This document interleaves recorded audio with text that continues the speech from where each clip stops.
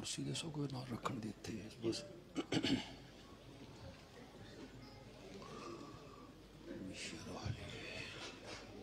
صدری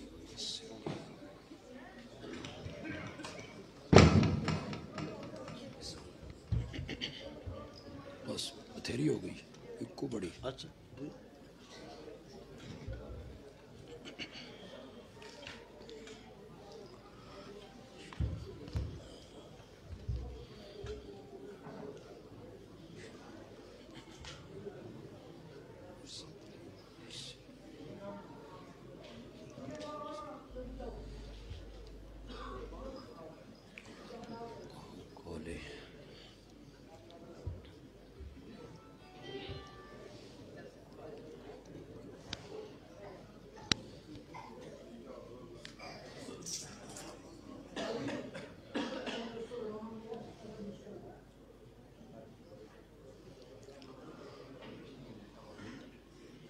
نحمده ونصلي على رسوله الكريم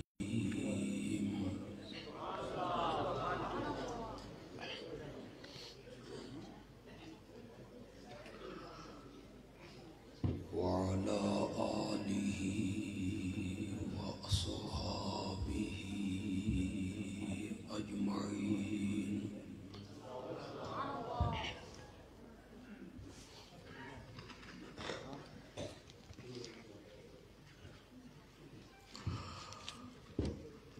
أما بعد فأعوذ بالله من الشيطان الرجيم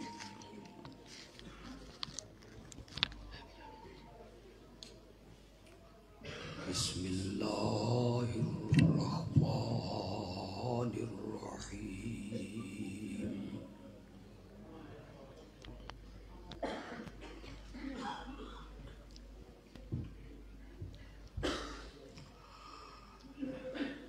إن الله وملائكته يصلون على النبي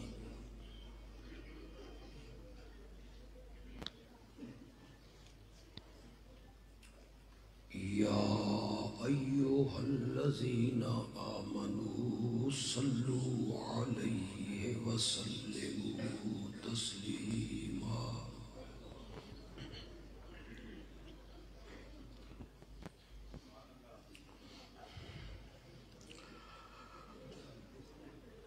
اللهم صل على سيدنا ومولانا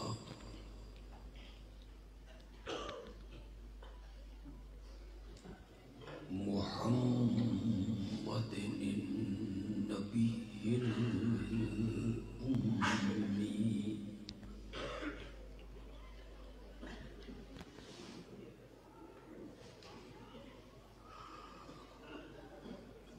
وعلى آله وأصحابه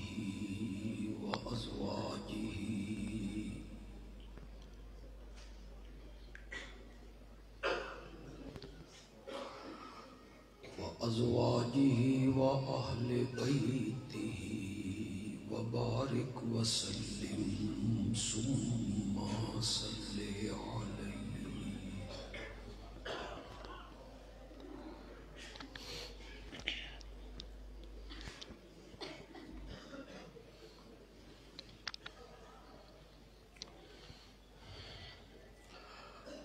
ہر جماعت کا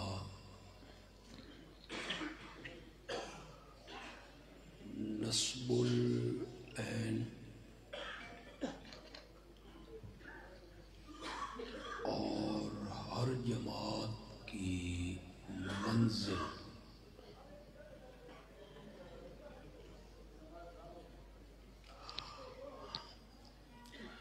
اس جماعت کو دوسری جماعتوں سے الگ کرتی ہے۔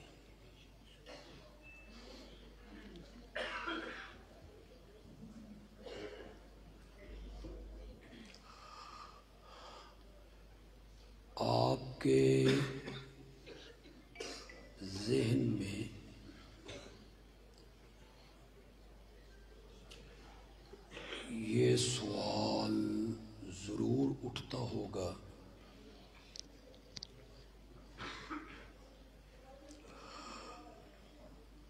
اس ملک میں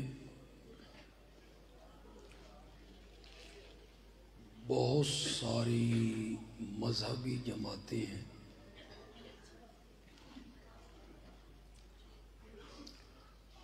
ہم انہیں چھوڑ کے اشاعت التوحید و سنہ کے لیے کام کیوں کریں؟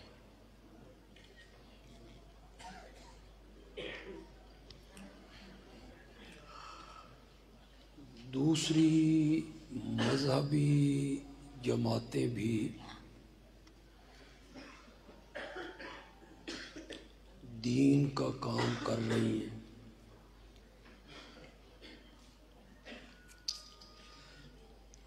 کوئی ختم نبوت کے تحفظ کے لیے کام کر رہا ہے،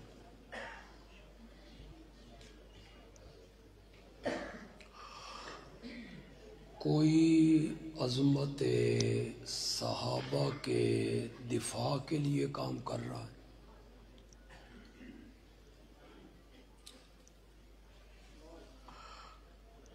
کچھ لوگ تگ و دو کرتے ہیں کہ اس ملک میں اسلامی نظام نافذ ہونا چاہیے۔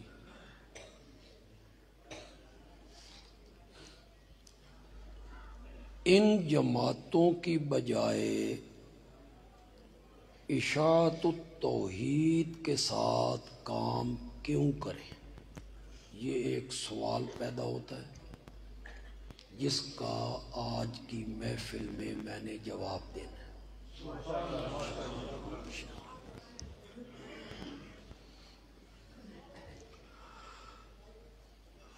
ہر جماعت کو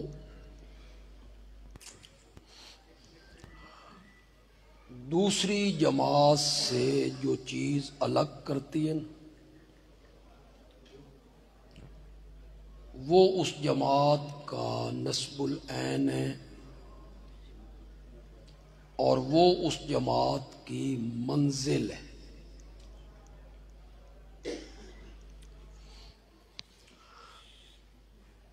بات سمجھ نہیں آئی تو ذرا آسان کرتا ہوں۔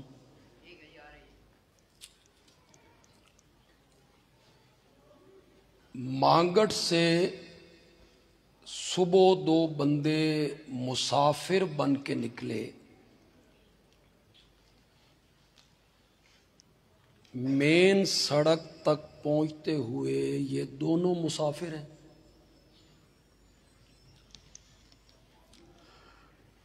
جب اڈے پہ پہنچے تو ایک مسافر گجرات کی بس میں بیٹھ گیا اور دوسرا مسافر سرگودھا جانے والی بس میں بیٹھ گیا۔ ان دونوں کو جس چیز نے الگ کیا وہ ان کی منزل تھی۔ ایک سرگودھا جانا چاہتا تھا اور دوسرا گجرات جانا چاہتا تھا۔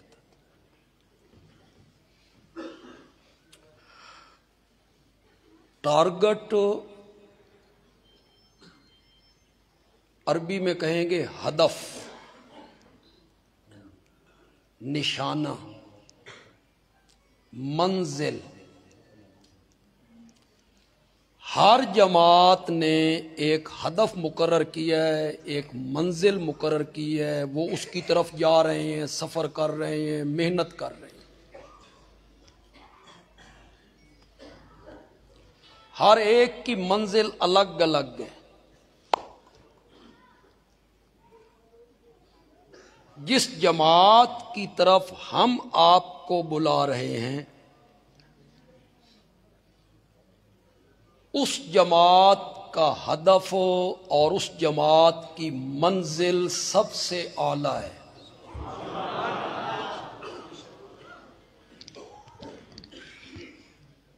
میں بالکل کسی جماعت پہ تنقید نہیں کروں گا۔ جو ختم نبوت کے تحفظ کے لیے کام کر رہے ہیں اللہ انہیں بھی کامیابیاں دے۔ جو صحابہ کی عظمت کا دفاع کر رہے ہیں، اللہ ان کو بھی کامیابیاں دے۔ میں بالکل نہیں کہنا چاہتا کہ ان کی دکان کا سودا کھوٹا ہے۔ ہماری دکان پہ آئیے، یہ سودا کھرا ہے، میں یہ نہیں کہوں، مجھے اس کا حق بھی نہیں پہنچتا، لیکن اتنی بات کہنے کا حق تو پہنچتا ہے نا کہ دوسری جماعتوں کی دکان کا جو سودا ہے اس کی نسبت میری جماعت کا سودا کھرا بھی ہے، اعلیٰ بھی ہے۔ یہ کہنے کا تو مجھے حق ہے۔ میں کیسے انکار کر سکتا ہوں ختم نبوت کی اہمیت سے؟ میں انکار نہیں کر سکتا۔ قرآن نے جگہ جگہ میرے آقا کی ختم نبوت کو بیان کیا، حدیث میں ختم نبوت بیان ہوئی۔ میں کیسے انکار کر سکتا ہوں کہ صحابہ کی عظمت کا دفاع اور تحفظ نہیں ہونا چاہیے؟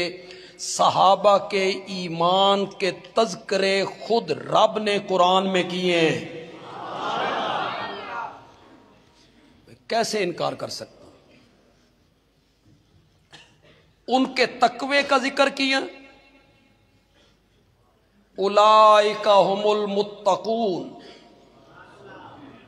ان کی فوز و فلاح کا ذکر کیا، اولئک ھم المفلحون، ان کی رشد و ہدایت کا ذکر کیا، اولئک ھم الراشدون، ان کی سچائی اور صداقت کا ذکر کیا، اولئک ھم الصادقون، ان کے ایمان کا تذکرہ کرتے ہوئے رب قرآن میں بولا اولئک ھم المؤمنون حقا۔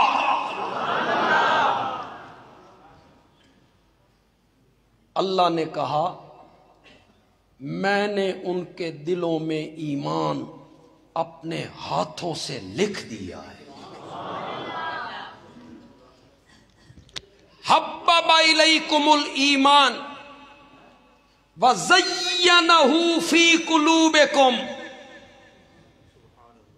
میں نے سیالکوٹ میں اہل حدیث سٹیج پر زینہ فی قلوبکم کا معنی کیا تھا، اور علماء میری پیٹھ پر تھپکیاں دینے لگ گئے تھے۔ اس سے پہلے یہ معنی کسی نے نہیں کی۔ زینہ فی قلوبکم،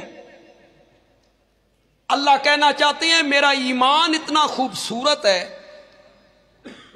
یہ جس دل میں آئے ایمان کی وجہ سے دل خوبصورت ہو جائے۔ عالم کے دل میں آئے، ولی کے دل میں آئے، مفتی کے دل میں آئے، مفسر محدث کے دل میں آئے، دل خوبصورت ہو جائے۔ زینہ فی قلوبکم، میرے نبی کے یاروں کے دل اتنے خوبصورت تھے، اس میں ایمان آیا تو میرا ایمان ہی خوبصورت ہو گیا۔ اللہ نے ان کے ایمان کو معیار قرار دی۔ کون انکار کر سکتا ہے؟ کوئی ذی عقل بندہ انکار کر سکتا ہے؟ جہلم کا کوئی احمق انکار کرے تو کرے، کرتا رہے ان کی عظمتوں سے انکار، کھول کے بیٹھا رہے کتابوں کی پٹاری، اس میں سے حوالے ڈھونڈ ڈھونڈ کے نکالے صحابہ کی کردار کشی کرنے کے لیے، ان کے عیب چننے کے لیے کہ فلاں صحابی نے یہ کیا، فلاں صحابی نے یہ کیا، فلاں صحابی نے یہ کیا۔ کہاں لکھا ہوا ہے جی؟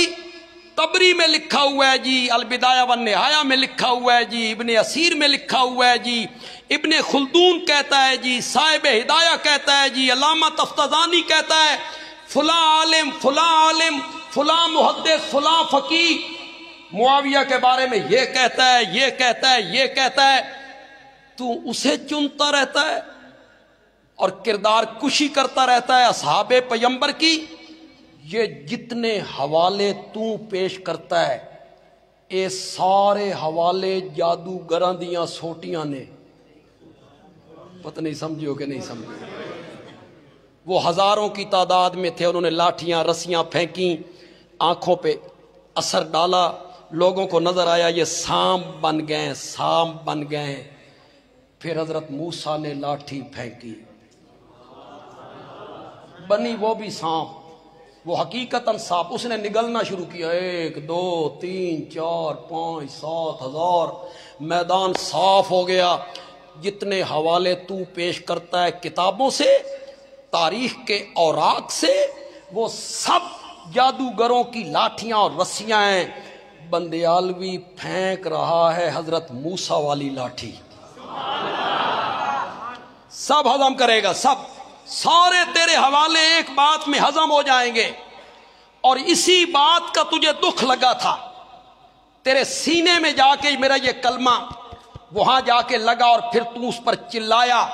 بندیالوی کہتا ہے صحابہ تاریخی اور کتابی شخصیات نہیں ہیں، صحابہ قرآنی شخصیات ہیں۔ بس ایک ہی بات پلے باندھ لو،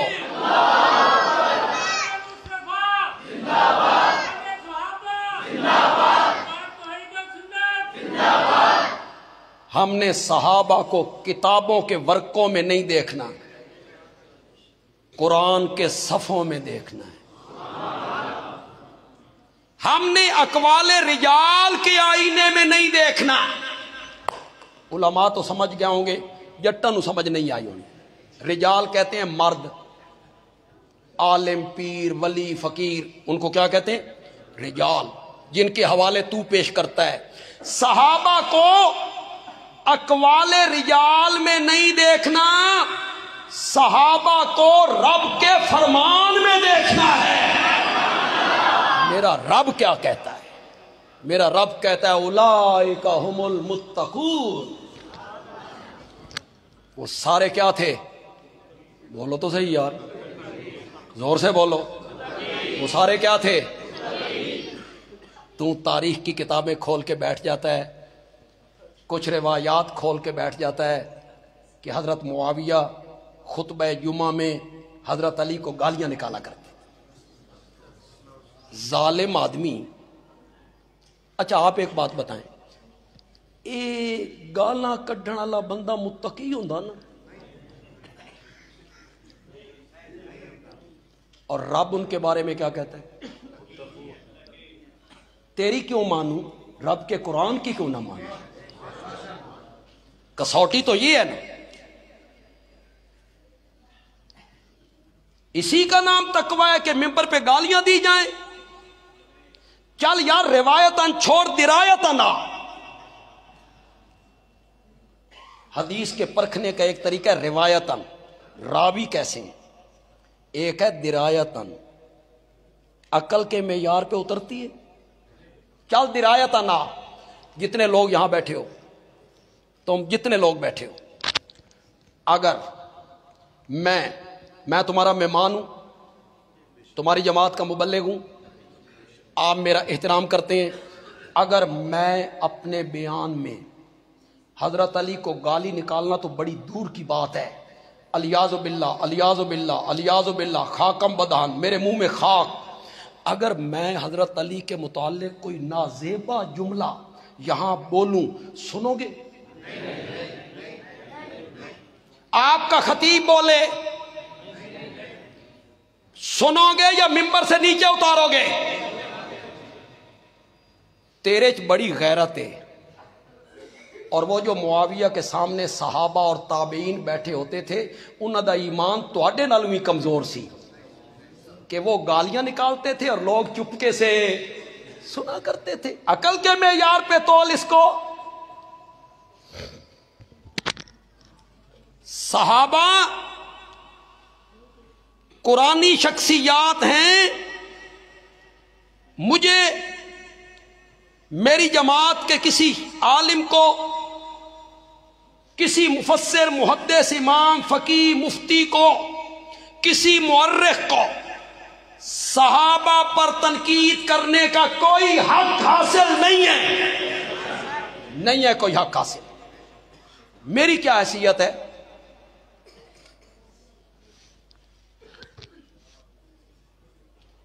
تو پہلے اپنا تعارف کروا، تو کون ہے؟ صحابہ پہ جو تنقید کرنے والا ہے میں اس سے پوچھ سکتا ہوں کہ نہیں پوچھ سکتا؟ تو کون ہے؟ تیری کیا حیثیت ہے؟ جن پہ تو تنقید کر رہا ہے ظالم آدمی، تو اپنا تعارف کروا، تو کون ہے؟ جن پہ تو تنقید کر رہا ہے نا، ان کے ہاتھ میں اللہ نے اپنی رضا کی سندیں عطا کی ہیں، رضی اللہ عنہم، بولو، اعد لہم جنات تجری تحتہا الانہار۔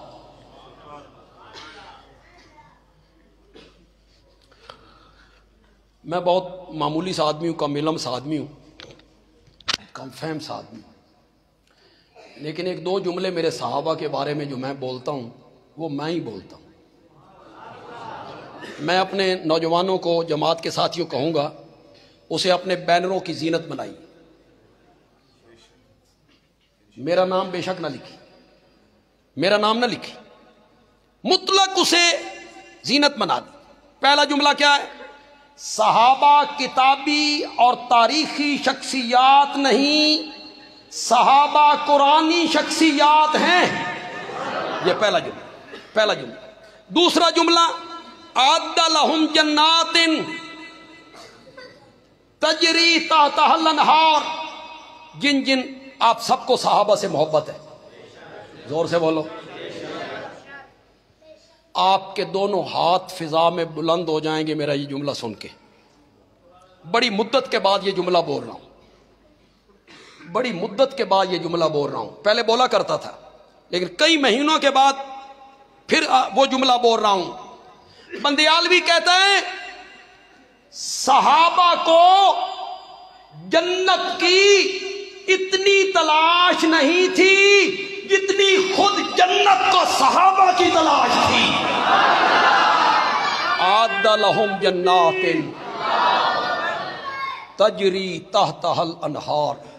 یار میں کہیں اپنے موضوع سے دور نہ نکل جاؤں۔ کہنا میں یہ چاہتا تھا کہ جو صحابہ کی عظمت کے لیے کام کر رہے ہیں، ہم ان کو بھی کچھ کہنا نہیں چاہتے، ہم تنقید نہیں کرنا چاہتے۔ جو تحفظ ختم نبوت کر رہے ہیں، ہم ان کے خلاف بھی کوئی بات نہیں کہنا چاہتے۔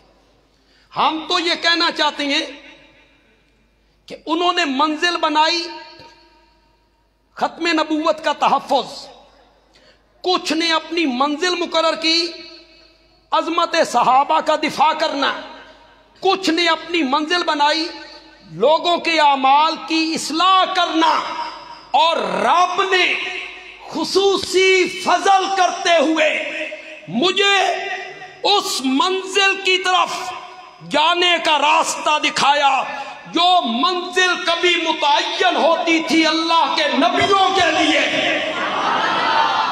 رب نے وہ منزل، اس منزل کی طرف مجھے گامزن کر دی، مجھے اس محاذ پہ کھڑا کیا جس محاذ پہ اللہ کبھی اپنے نبیوں کو کھڑا کیا کرتا تھا۔ تو میرا نسب العین سب سے اعلیٰ ہے، بولو نا یار، میرا نسب العین سب سے اعلیٰ۔ مجھے حق پہنچتا ہے کہ میں آپ کو دعوت دوں کہ ہمارے ساتھ کام کرو، مجھے یہ حق پہنچتا ہے اس لیے کہ میرا نسب العین اعلیٰ ہے، میرا ہدف اعلیٰ ہے، میرا ٹارگٹ اعلیٰ ہے، میری منزل اعلیٰ ہے۔ رب نے ہمیں اس محاذ پہ کھڑا کیا جس محاذ پہ اللہ کبھی اپنے نبیوں کو کھڑا کیا کرتا تھا۔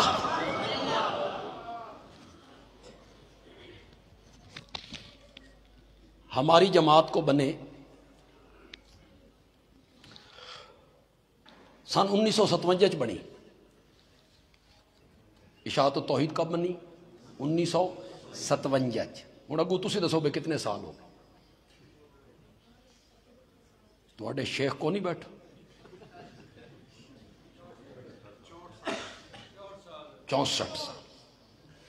اشاعت توحید کو بنے کتنی مدت ہوگی؟ 64-65 سال. جماعت بنائی ہمارے بزرگوں نے، ہمارے اساتذہ نے، ہمارے آبا نے. منزل اپنی مقرر کی توحید و سنت کی اشاعت، شرک و بدعات کے خلاف عملی جد و جہد، یہ اپنی منزل مقرر کی، سفر شروع کر دیا. 64 سال ہوئے نے. 64. لوگ کہتے ہیں اشاعتیاں نو توحید دا حیضہ ہو گئی،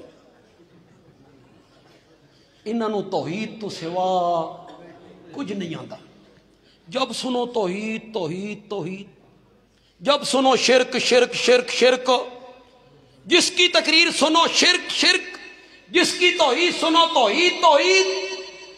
65 سال ہی تنگ آ گئے ہو. یہ مسئلہ گھنٹے 2 گھنٹے ہفتے مہینے سال 65 سال کا نہیں ہے، اس کے لیے 9.5 صدیاں چاہیے. پتہ نہیں سمجھو کہ نہیں سمجھے گا. کتنی مدت چاہیے؟ کتنی؟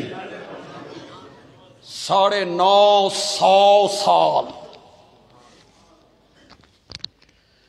ایک ہی آواز لگ رہی ہے، یا قوم اعبدوا اللہ ما لکم من الہ.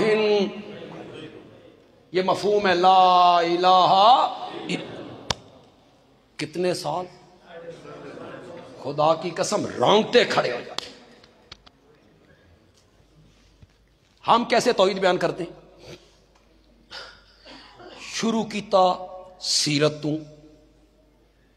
شروع کیا شان مصطفیٰ سے، شروع کیا فکر آخرت سے، شروع کیا عظمت صحابہ سے، شروع کیا قیامت کے ذکر سے، تے ولا ولو کے لوگاں نو لے آئے اخیر تے کس پاسے؟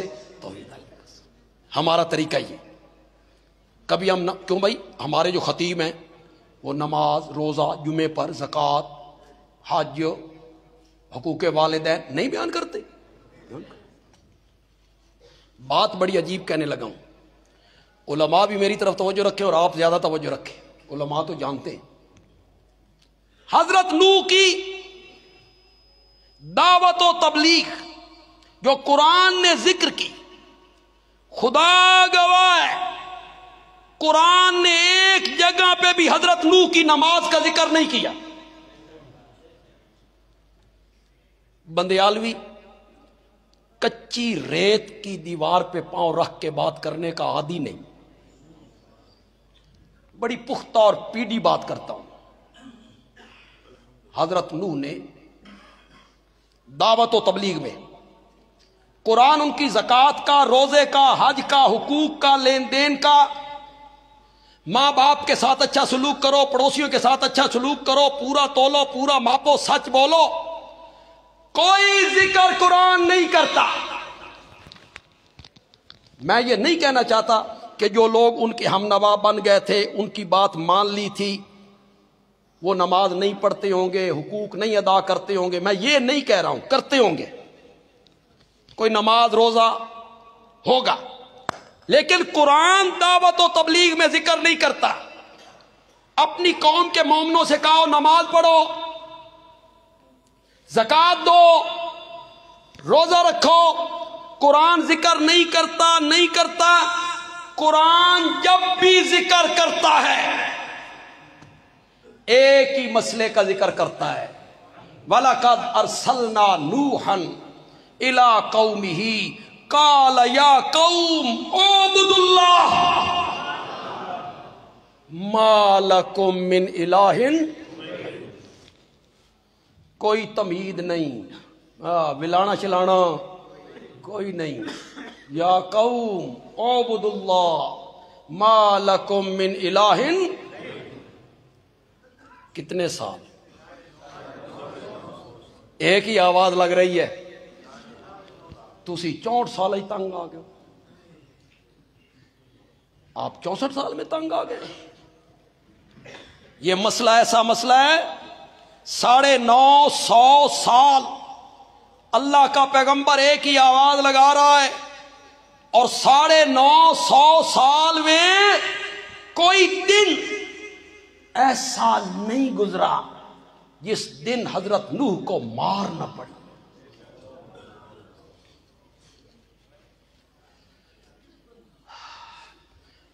ہم پر تو پھولوں کی پتیاں لوگ نچھاور کرتے، ہمارا تو استقبال لوگ کرتے، ہمارے گلے میں ہار ڈالتے، اور حضرت نوح رستے میں کانٹے، پتھروں کی بارش۔ ہاں، ہمارے جو آبا تھے نا، ہمارے جو اساتذہ تھے نا، ہمارے جو بزرگ تھے نا، جنہوں نے جماعت کی بنیاد رکھی، انہوں نے گولیوں کی بچھاڑ میں اللہ کی توحید بیان کی، اس میں کوئی شک نہیں۔ ہن توحید بیان کرنا کیڑی مشکل ہے؟ اب کون سی مشکل بات ہے توحید بیان کرنی؟ ہن تے خدا دی قسم ہے اساں توحید بیان نہ کریے نا، تسی آکھدے ہو مزہ ہی نہیں آئے۔ ہن تے دور بدل گیا ہے۔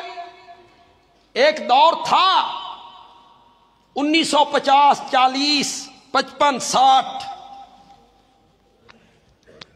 جب توحید بیان کرنے والے پہ گولیوں کی بچھاڑ ہوتی ہے اور لوگ بھاگ کے مسجد کے حال میں آتے ہیں اور حال میں آ کے کہتے ہیں شاہ جی اندر آ جاؤ، اے توہن تک تک کے مردے نے، اور شاہ جی کہتے ہیں اندر کوئی اور خدا ہے جڑا بچا لے۔ گولیوں کی بچھاڑ میں اللہ کی توحید بیان کی۔ پھر اخلاق دیکھو، شاہ جی کے اخلاق دیکھو۔ ہم نام تو بہت لیتے ہیں، پیر طریقت حضرت سید عنایت اللہ شاہ بخاری رحمۃ اللہ علیہ، بہت نام لیتے ہیں، کہو رحمۃ اللہ علیہ، غور سے کہو یار۔ مائیں ایسے بچے جنتی ہیں خال خال، روز روز عنایت اللہ شاہ بخاری پیدا نہیں ہوتے، صدیوں کے بعد۔ ہم ان کا نام بہت لیتے ہیں، ہمارے اخلاق کیا ہیں؟ نام تو ہم ان کا بہت لیتے ہیں، ہمارا کردار کیا ہے؟ پولیس آ گئی اس پنڈ میں، نمبردار کے ڈیرے پہ اکٹھے ہو گئے، شاہ جی بھی تھے، شیخ القرآن مولانا غلام اللہ خان رحمۃ اللہ علیہ 7 کلومیٹر کے فاصلے پر تھے۔ آپ میری طرف دیکھیں، 7 کلومیٹر کے فاصلے پہ تھے، انہیں پتا چلا کہ وہاں گولی چل گئی ہے، تو شیخ القرآن پیدل 7 کلومیٹر چل کے اس پنڈ میں پہنچے، نمبردار کے ڈیرے پہ پہنچے۔ وہ سارے دوسرے طبقے کے لوگ اکٹھے تھے، گولیاں چلانے والے، پنڈ کے سارے لوگ۔ تھانے دار نے کہا، جانتا تھا شیخ کو، کہ تشریف رکھیں، فرمایا نہیں، پہلے میں رب کی توحید بیان کروں۔ اسی ڈیرے پہ اللہ کی توحید بیان کی، گولیاں چلانے والے گرفتار ہو۔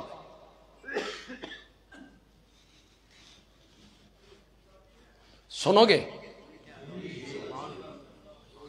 یا صرف کردار کشی کرنا ہی جانتے ہو؟ اخلاق تمہارے نزدیک سے بھی نہیں گزرا؟ تمن جس پنڈ میں تھا وہ سنگوالا ہے، اس سے تمن میرا خیال ہے 20 کلومیٹر کا فاصلہ ہے، 20 کلومیٹر۔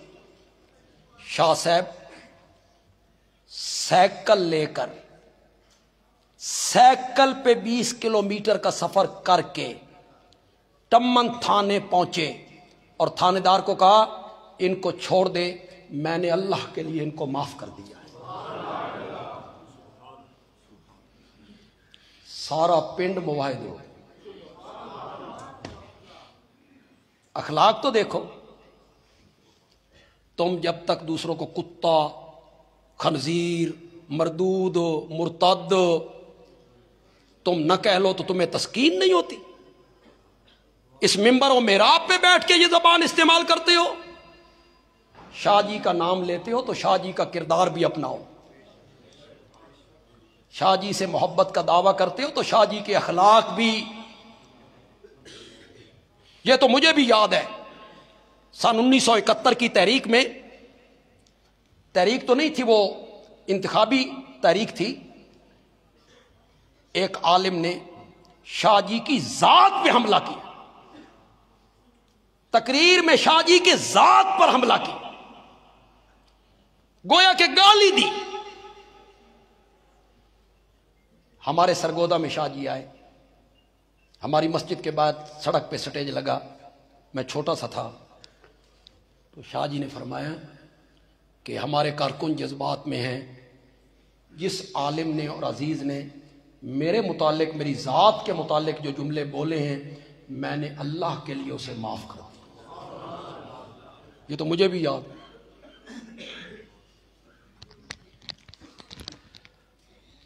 अल्लाह ने आपको मुझे उस महाज पे खड़ा किया है जिस महाज पे अल्लाह कभी अपने नबियों को खड़ा किया करता।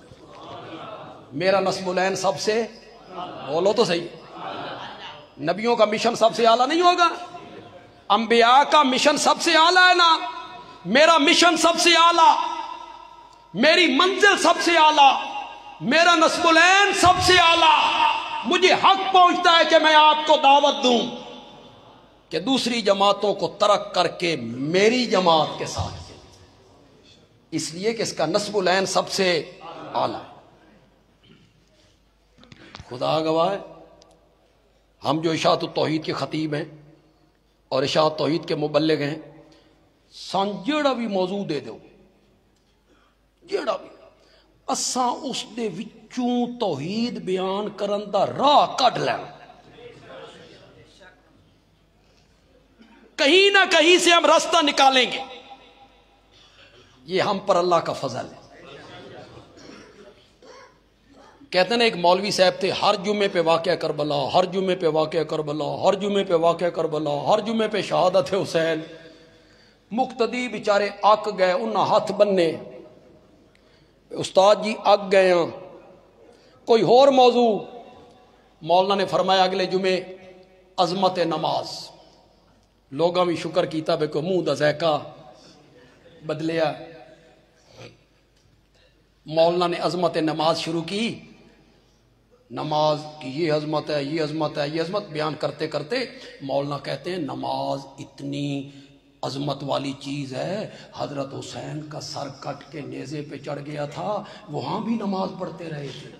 लोग आके आ गया भाई मौलवी अपने मौजूद है, उस नमाज दे विचों शहादत हुसैन कर ले। हमें भी मौजू जो दे दो। कईयों को तौहीद बयान करना उनके नसीब में नहीं है, अल्लाह ने उनकी किस्मत में नहीं किया। और हम हजरत यूसुफ अलैहिस्सलाम की सुन्नत पर अमल पैरा हैं। आपने मेरी तरफ तवज्जो रखनी है। हम हजरत यूसुफ की सुन्नत पर अमल पैरा हैं। हमें सुनने वाले मयस्सर आ जाए ना, वो जो कुछ भी चाहें, हम उसमें से तौहीद बयान करने का रास्ता निकालते हैं। क्यों भाई? हजरत यूसुफ के पास जो जेल के दो कैदी आए थे, वो तौहीद सुनन आए सन। बोलो तो सही यार, वो दो कैदी क्यों आए थे? तौहीद सुनने के लिए आए थे, ख्वाब की ताबीर पूछने आए थे। हजरत यूसुफ को मौका मिला, फरमाया ये जो खाना जेल में आता है, उसके आने में होंगे ना 15-20 मिनट, आध घंटा। ये जो खाना जेल में आता है, उस खाने के आने से पहले मैं तुम्हें ताबीर बता दूंगा। उन्होंने तसल्ली दी, इसकी ताबीर बता दूंगा, पहले मेरे कोलू मसला तौहीद सुनो। दो बंदे मयस्सर आए, अल्लाह के नबी को मौका मिला। अल्लाह के नबी ने जेल की कोठड़ी में रब की तौहीद को बयान किया। और बड़ा अजीब रंग है यार। सबसे पहले अपना तारुफ करवाया, मैं कौन हूं? वत्तबातु मिल्लत आबाई इब्राहीम व इसहाक व याकूब। میرا باپ پیغمبر، میرا دادا پیغمبر، میرا پردادا پیغمبر۔ حضرت ابراہیم کوئی معمولی آدمی تھے؟ کیوں بھائی دنیا حضرت ابراہیم کو نہیں جانتی تھی؟ یہ اپنا تعارف کیوں کروایا؟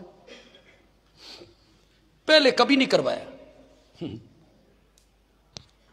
کنویں سے نکالا لوگوں نے، خوشخبری بھائی غلام ہیں، بیچیں گے، پیسے کمائیں گے۔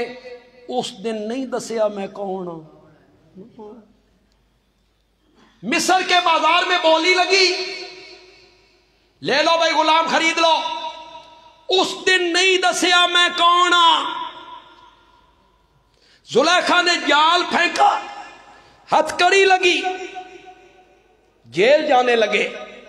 اس دن نہیں دسیا میں کون ہوں، نہیں دسیا، نہیں دسیا۔ اج رب دی توحید بیان کرن دا وقت آیا، اج پہلی ویری دسیا میں کون ہوں۔ کیوں؟ متکلم جتنا اونچا ہو اس کے کلام میں اتنا ہی اثر ہوتا ہے۔ یہ تو اصول ہے، تو انتے چنگی طرح پتا ہے اس اصول دا، تو سارے واقف ہو۔ یہ جب ہمارا اجتماع ہوتا ہے اور آپ وہاں پہنچتے ہیں تو چھوٹے چھوٹے خطیب لگے ہوندے نے، سن دے ہو یا سٹالا تے پھر دے ہو؟ اور جو ہی کسی مشہور خطیب کا نام آیا آپ بھاگے، پنڈال بھر گیا۔ کیوں؟ متکلم جتنا اونچا ہو اس کے کلام میں اتنا ہی اثر۔ آپ میں سے کسی کو یاد ہو تو بولے، ورنہ مجھے لگتا ہے آپ میں سے بولے گا کوئی نہیں کہ بات بڑی پرانی ہے اور ہر بندہ کہتا ہے ابھی تو میں جوان ہوں۔ میں 65 دی گل دساں بھائی میں 65 دی گل یاد ہے تو پھر میری وڈی عمر ہو جانی ہے۔ چلو تھی چپ کرو، میں دس چھڑنا۔ 65 کی جنگ میں صدر ایوب خان تھے، انہوں نے 5 منٹ کی تقریر کی تھی، صرف 5 منٹ۔ ہون تے تقریر کرن لگے ساڈے سربراہ تے گھنٹہ 2 گھنٹے بس ہی نہیں کر۔ کتنی کی؟ اس وقت یہ ریڈیو ٹی وی نہیں تھا، نو، گھروں میں بہت کم ریڈیو ہوتے تھے۔ ریڈیو پڑے ہوتے تھے پانوں والی دکانوں پہ، ہوٹلوں پہ، اور وہ بجلی والے ریڈیو تھے، اتنے بڑے بڑے، آواز کم نکلتی تھی، بھاں بھاں زیادہ نکلتی تھی۔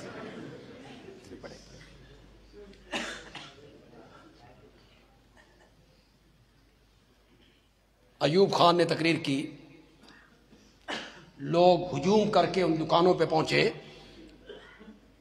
بس اس کی تقریر نے آگ لگا، آگ لگا۔ لاہور کے نوجوان ڈنڈے پکڑ کے واگے کی طرف بھاگ کھڑے ہوئے، ڈنڈے پکڑ کے۔ ایوب خان نے کہا ہمارا بزدل دشمن نہیں جانتا اس نے کس قوم کو للکارا ہے، جن کے دلوں میں لا الہ الا اللہ محمد الرسول اللہ کی شمع روشن ہے۔ میرے ہم وطنوں، اس وقت تک آگے بڑھتے رہو جب تک کہ دشمن کی توپوں کے دہانے خاموش نہیں ہو جاتے۔ آگ لگا۔ کیوں؟ متکلم کیا تھا؟ وہ پاکستان کا صدر تھا، اس کی بات غور سے سنی۔ متکلم جتنا اونچا ہو اس کے کلام میں اتنا اثر ہوتا ہے۔ آج حضرت یوسف توحید بیان کرنا چاہتی ہیں، پہلے اپنا تعارف کروایا، میں معمولی آدمی نہیں سمجھنا، میرا باپ پیغمبر، میں پیغمبر، میرا دادا پیغمبر، میرا پردادا پیغمبر، میں کوئی معمولی آدمی نہیں ہوں۔ ایک اور تفسیر بھی کر سکتا ہوں۔ حضرت ابراہیم، اسحاق، یعقوب کا تذکرہ اس لیے کیا، واتبعت ملت آبائی ابراہیم و اسحاق و یعقوب، غالباً یہ تذکرہ اس لیے کیا، قیدیوں کو بتانا چاہتے ہیں جو مسئلہ توحید میں تمہارے سامنے بیان کر رہا ہوں ایک کوئی نواں مسئلہ نہیں، میرے آباء و اجداد نے بھی ایو مسئلہ بیان کیتا سی، یہ بتانا چاہتے ہیں، نئی بات نہیں ہے، میرے آباء نے بھی یہی بیان کی۔ تعارف کروانے کے بعد کہتے ہیں ما کان لنا ان نشرک باللہ من شیء ما کان ما ینبغی ما کان ما یجوز، سن لائق نہیں، سن جائز نہیں کہ ہم اپنے اللہ کے ساتھ کسی کو شریک بنائیں، یہ ہمیں مناسب نہیں۔ مولانا حسین علی رحمت اللہ علیہ نے پنجابی میں معنی کیا ما کان لنا، سن اے گل ڈھکتی نہیں، سن اے گل سجدی نہیں، ڈھکتی نہیں کہ ہم اللہ کے ساتھ کسی کو شریک بنائیں، ہم اللہ کے ساتھ کسی کو شریک نہیں بناتے۔ میری بات غور سے سننی ہے، جتنے لوگ اشاعت التوحید سے، جو نوجوانان نے توحید سے منسلک کو سنیے گا میری بات، دل میں ٹھنڈ پڑ جائے گی، ٹھنڈ پڑ جائے گی۔ حضرت یوسف کہتے ہیں توحید کی سمجھ کا آ جانا اور شرک سے بچ جانا ذالک من فضل اللہ، ذالک من فضل اللہ۔ کس کا فضل ہے؟ جس کو چاہے اللہ توحید کی سمجھ عطا کر۔ اس کا تعلق کوئی علم سے ہے، تعلیم سے ہے، دولت سے ہے، صدارت وزارت سے ہے، عقل سے ہے؟ نہ، توحید کا سمجھ آ جانا، اس کا تعلق نہ علم سے، نہ تعلیم سے، نہ عقل سے، نہ فہم سے، نہ دولت سے، نہ وزارت سے۔ ذالک من فضل اللہ، یہ کیا ہے؟ شکر کرو اللہ نے تم پر فضل کر رکھا ہے، اس پر شکر کیا کرو۔ اللہ نے فضل کیا ہم پر، اس جماعت کے ساتھ منسلک کیا جس نے یہ بتایا کہ یہ پیشانی در در پہ جھکنے کے لیے نہیں بنائی گئی، ایک در پہ جھکنے کے لیے بنائی گئی ہے۔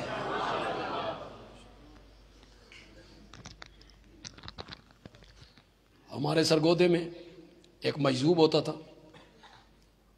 مہینہ مہینہ نہاتا نہیں تھا، مہینہ مہینہ کپڑے نہیں بدلتا تھا، پان کھاتا تھا تو پیک جو ہے وہ داڑھی پہ لگی ہوتی تھی، سر کے بال پر گندہ ہے، لڑکے اسے چھیڑتے ہیں ٹیٹو ٹیٹو کہہ کے، اس کی چھیڑ ڈالی ہوئی ہے ٹیٹو۔ اس کی عقل کی میں آپ کو بات بتاؤں، ایک دن میرے پاس آیا، کہنے لگا آپ چائے پینی ہے؟ میں نے کہا میں پیسے لے کے آتا ہوں، تجھے پیسے دیتا ہوں، ہوٹل سے پی لینا۔ اتنے تک اس نے نماز کی نیت اندر باندھ لی۔ میں جو گیا نا پیسے دینے تے میں نکھدا ہوں تے میں نماز دی نیت بن لئی،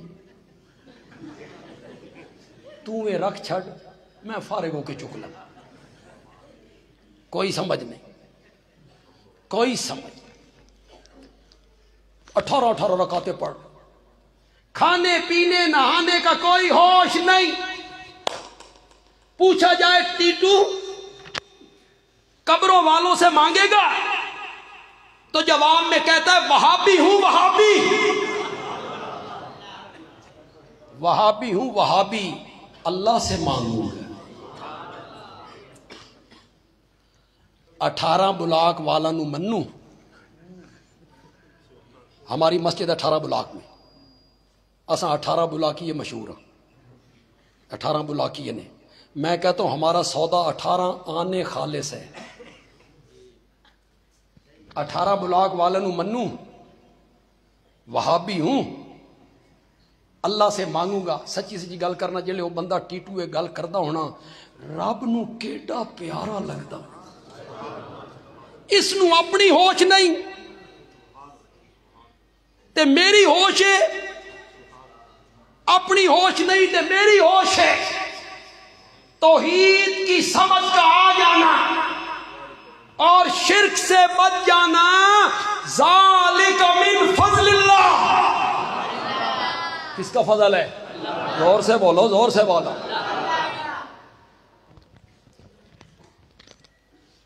یہاں یار اپنی جماعت کی جو ترجیح ہے، تعارف تو میں نے کروایا، ترجیح کہ میری جماعت کے ساتھ چلو، ترجیح۔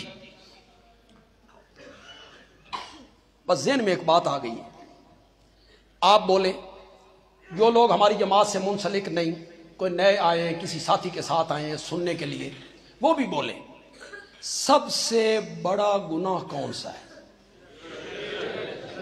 کسی کو اس سے انکار ہے یا کسی فرقے والے کو انکار ہو؟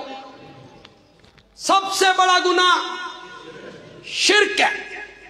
بچیوں میرے لئے پاسے دیکھو، میری طرف دیکھو بچوں، جو میں بیان کر رہا ہوں اس کو سنو اور یہاں بٹھا لو، اس عمر میں جو چیز بیٹھ جائے گی مرتے ٹائم تک نہیں نکلے گی انشاءاللہ۔ سب سے بڑا گناہ ان الشرک لظلم عظیم، شرک ظلم عظیم ہے، شرک ظلم عظیم ہے۔ ایک ظلم آپ کی زبان میں ہے، کسی دا پنجہ مروڑ چھڑنا، کسی غریب کو چانڈ مار دینی، بڑا ظالم ہے بھائی۔ عربی میں ظلم کی یہ تعریف نہیں، عربی میں کہتے ہیں وضع الشیء فی غیر محلی، چیز کو اپنی جگہ پہ نہ رکھنا، ایسی جگہ پہ رکھنا جو جگہ اس چیز کے لائق نہیں، یہ کیا ہے؟ ظلم ہے، ظلم ہے۔ تو ان سمجھ نہیں نگر آئی تب بندیالوی نو سمجھان دا ول آندا، میں بس ایک دونی دونی تے دو دونی چار کر کے سمجھا چھڑنا تو۔ میں جہاں جمعہ پڑھاتا ہوں 3 مکان چھوڑ کے کلینک ہے، ڈاکٹر صاحب بیٹھتے ہیں، میں یہ فرضی بات بیان کر رہا ہوں، فرضی۔ اس ڈاکٹر صاحب کی دکان پہ بندے آ گئے، مریض آ گئے، ڈاکٹر صاحب نہ آئے، لوگوں نے بڑا انتظار کیا، ڈاکٹر صاحب نہیں آئے، لوگوں نے آپس میں خسر پھسر کی، بھئی یہ معاویہ مسجد ہے نا، اس کے خطیب ہیں بندیالوی صاحب، بڑے عالم نے، بڑے خطیب نے، انہاں دی شہر شہرت ہے، انہاں نو آکھو بھئی ڈاکٹر دی کرسی تے بہ کے مریض چیک کرن۔ تو مجھے اگر ڈاکٹر کی کرسی میں بٹھائے گے تو یہ کیا ہو جائے گا؟ یہ ہے ظلم۔ کیوں؟ وہ میرے لائق یہ تھا، ممبر تجھے من ڈاکٹر دی، کیا ہو گیا آواز کو یار؟ آپ پہ ہو گئی؟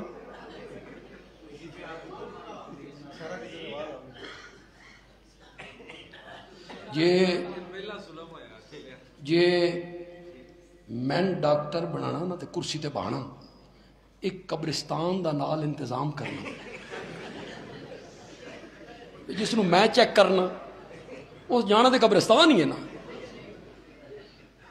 عالم کو ڈاکٹر کی کرسی پہ بٹھاؤ ظلم، ڈاکٹر کو انجینئر کی کرسی پہ بٹھاؤ ظلم، انجینئر کو وکیل کی کرسی پہ بٹھاؤ ظلم۔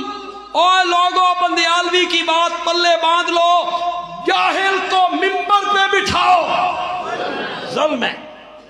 یہ جاہلوں کی جگہ نہیں ہے، ممبر علماء کی جگہ ہے، جاہل نہیں بیٹھیں گے یہاں، عالم بیٹھیں گے۔ سب سے بڑا گناہ کون سا ہے؟ شرک۔ اب امانت دیانت سے بولو، کوئی میری دھاڑ نہیں کرنی آپ نے، خدا لگتی بات کہو۔ اس ملک میں ننگے شرک کے خلاف سب سے زیادہ جہاد کرنے والی جماعت کون سی ہے؟ زور سے بولو یار، اور کوئی ہے تو سامنے آئے۔ اگر کوئی اور اس کا مدعی ہے تو سامنے آئے۔ نہیں ہے پورے ملک میں اشاعت التوحید وہ جماعت ہے جو سب سے بڑے گناہ شرک کے خلاف برسر پیکار ہے، برسر پیکار ہے۔ بندیالوی کہتا ہے اگر شرک سب سے بڑا گناہ ہے تو جو جماعت اس بڑے گناہ کے خلاف جہاد کر رہی ہے اس کا جہاد بھی سب سے بڑا ہے، اس کا جہاد بھی سب سے بڑا ہے۔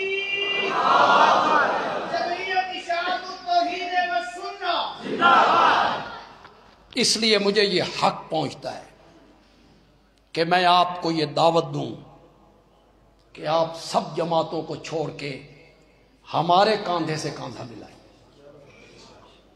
ہمارے کاروان میں آپ شامل ہوں۔ ہم اس مسئلے کے امین ہیں جو حضرت نوح علیہ السلام نے 950 سال بیان کیا ہے۔ ہم اس مسئلے کے امین ہیں جو حضرت یوسف نے جیل کی تنگ و تاریک کوٹھڑی میں بیان کیا ہے۔ ہم اس مسئلے کے امین ہیں جو حضرت عیسیٰ نے ماں کی گود میں بیان کیا تھا۔ اللہ نے اسے ماں کی گود میں بلوایا، اس نے پہلے دن اللہ کی توحید کو بیان کیا، ان اللہ ربی وَرَبُّكُمْ فَاعْبُدُوهُ هَذَا صِرَاطٌ مُسْتَقِيمٌ۔ وہ اللہ جو میرا بھی رب ہے، وہ اللہ جو تمہارا بھی رب ہے، وہ اللہ جو میرا پالنہار ہے، وہ اللہ جو تمہارا پالنہار ہے، وہ اللہ جو میری نشو و نما کرنے والا ہے، وہ اللہ جو تمہاری نشو و نما کرنے والا ہے، وہ اللہ جو مجھے پروان چڑھانے والا ہے، وہ اللہ جو تمہیں پروان چڑھانے والا ہے، وہ اللہ جو میری ضروریات کو پوری کرنے والا ہے، وہ اللہ جو تمہاری ضروریات کو پوری کرنے والا ہے، اسی اللہ کی عبادت کرو۔ ھذا صراط۔ حضرت عیسیٰ نے ماں کی گود میں بیان کی، میرے نبی نے کوہ صفا پہ پہلے دن بیان کی، پھر میرے نبی نے زندگی کے آخری لمحات میں بیان کیا، لا الہ الا اللہ ان للموت سکرات۔ ہمیں فخر ہے اور ہم اس پر شکر کرتے ہیں اپنے اللہ کا۔ مولا انگنت بار تیرا شکر ہے، تو نے ہمیں اس محاذ پہ کھڑا کیا جس محاذ پہ تو کبھی اپنے نبیوں کو کھڑا کیا کرتا۔ اللہ تعالیٰ عمل کی توفیق عطا فرمائے۔ وما علینا الا البلاغ المبین۔